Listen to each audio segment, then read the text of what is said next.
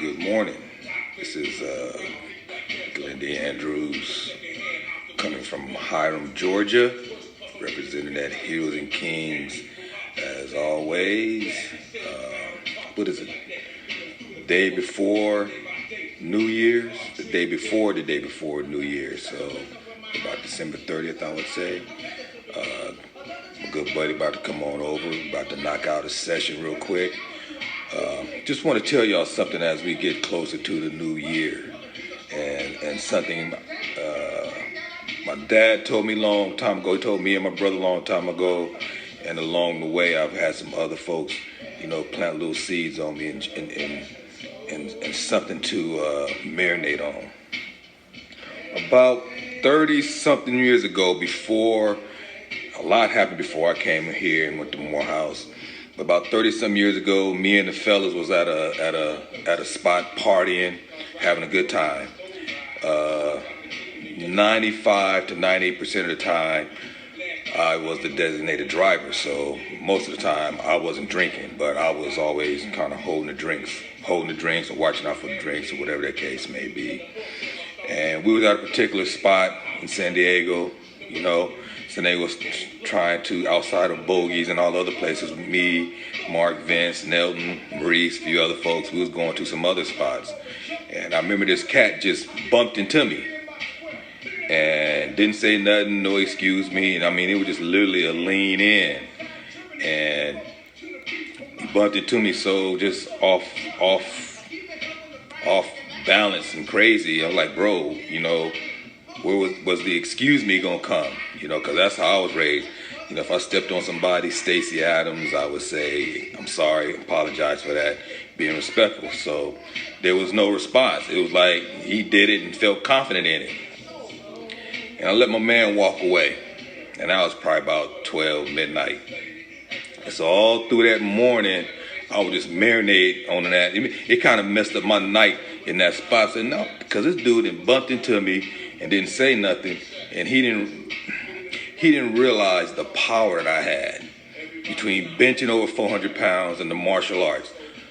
And so I'm holding somebody's bottle, and I'm just watching this dude all night, just planning and strategizing how I'm gonna have him be ambulatory, how he's gonna be carried by 6.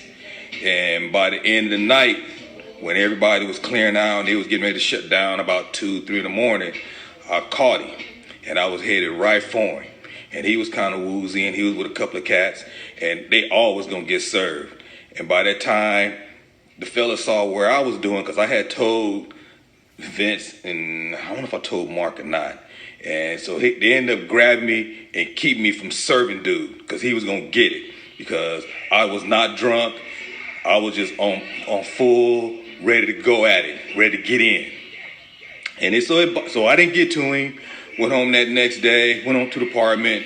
I don't even think I slept that night. Woke up that Sunday, went over to my parents' house, and me and Pops was sitting up there talking, like 1, 2 that afternoon, and I was telling Pops about it. And my dad, he had got into some situation in the Army in Arkansas, and literally he had to go into the military because he had jacked some rednecks up in Arkansas with a straight razor.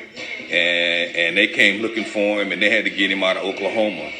And so Pops was telling me that story, and he had told me that story before. And he just literally told me, he said, hey, Glenn, I see you, Vince, all you guys working out, and y'all doing your thing. And you've been taking martial arts, and you know how to use weapons and all. You damn near be in the military right now. But you know what, son? You're going to have to learn how to walk away. You're going to have to learn how to walk away and recognize what you can gain and what you can lose. And it was just kind of like, I just kind of just was sitting on Pop's words with that, with, you know what, yeah, you as powerful as you can be and as much as you can do in a particular situation, you will lose. Even if you think you're winning, even if you think you're going to win, knock somebody out, maybe kill somebody, you going to lose. So that was about 30-something years ago. And that was probably one of the last kind of incidents that I had. And so over the years, I just learning people, observing, and really being quiet and just observing how people move. Now here at 58, I done damn near seen how every human being, psychologically, philosophically, spiritually, how they move, what they say, what they do, even when they lying. I know when folks lie. And so I don't be in spaces where I can feel that energy is not right. I can even feel that. I know when that energy is not right, and I say, you know what, it's time to move. I've been at some frat parties, some sorority parties. I've been in some restaurants, and I'm seeing some cats coming in, like, man, this don't look right. And if I don't have my weapon on me, I say, you know what, whoever I'm with, it's time to go, because it's something about to go down. It's time to move. So I've always moved like that. And here now at this age, 30, 40 years, I've had no incidents, nothing with no Karen, no traffic thing, just nothing. I don't have that kind of energy and frequency and vibration moving around me. And I'll tell you this, it's going on about a year. Great entertainer, great actor, called the gym, wanted to come training. He's trained with one of my trainers, and me and him was having a conversation. He had just had his daughter, and just looking at what's going on around the world, and me having Mason and Micah being a dad a little bit older, we were just kind of just talking about all these things and just all this stuff that was going on in the world. And this was before the election. And that person was Malcolm Jamal Warner of The Cosby Show. Good dude. Me and him just have deep conversations.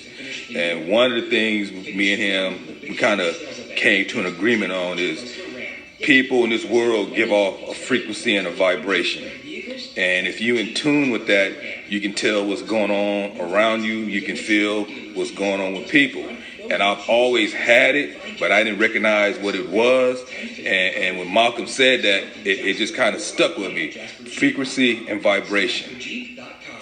And I'm saying this because one of my young nephews had a situation at a gym the other day, and he had to respond in the moment the way he had to respond. I wish he would have de-escalated, because this brother's on his way to being a 7-figure dude. He's taking care of his daughter, so he has more to lose than to gain, than to be throwing bolos in a gym with some peasant. So that's why I wrote that statement that I posted up to go through 2021 and going into the future. And I use the term peasant. And a peasant can represent any fool, any stupid person that you come across. And when you're moving as a king or queen, if that peasant doesn't need your assistance and need your aid or help, you do that. But if that peasant is coming across you, coming through your space and invading your space and disrespecting your royalty, you need to move out that way and let that person meet their maker a little bit sooner. You can't waste your energy on them, because they're doing is keeping you from your greatness. And that's what I tell young cats, and that's what I want to tell y'all going into 2021. Don't waste your time on these peasants. Do not waste your time on these peasants. And peasants can be black, white, male, female, gay, straight, rich, poor, spiritual, or atheist. But if they act like a peasant and they in your space of royalty, get out of their way and let them get to Satan or the devil as soon as possible so you can get on to what you need to do. That's 2021 and moving on to the future. My goal right now is to, hey, Lord, let me make it to 60 and get my 6-pack. That's all I have. I done everything else, and I'm going to do everything else. But I ain't wasting my time on peasants. I quit wasting my time on peasants, and there are a bunch of them moving around.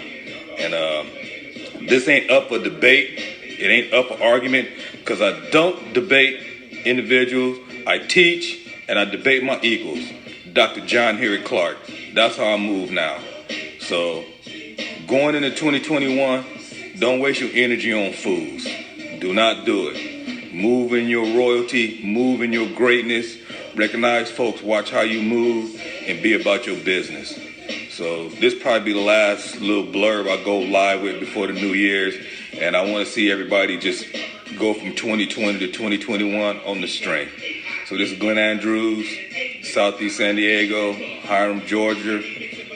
Husband, father, brother, friend, mentor, activist, G, Akabulan, on that mission to greatness and gonna get there 10 toes down. Heroes and Kings.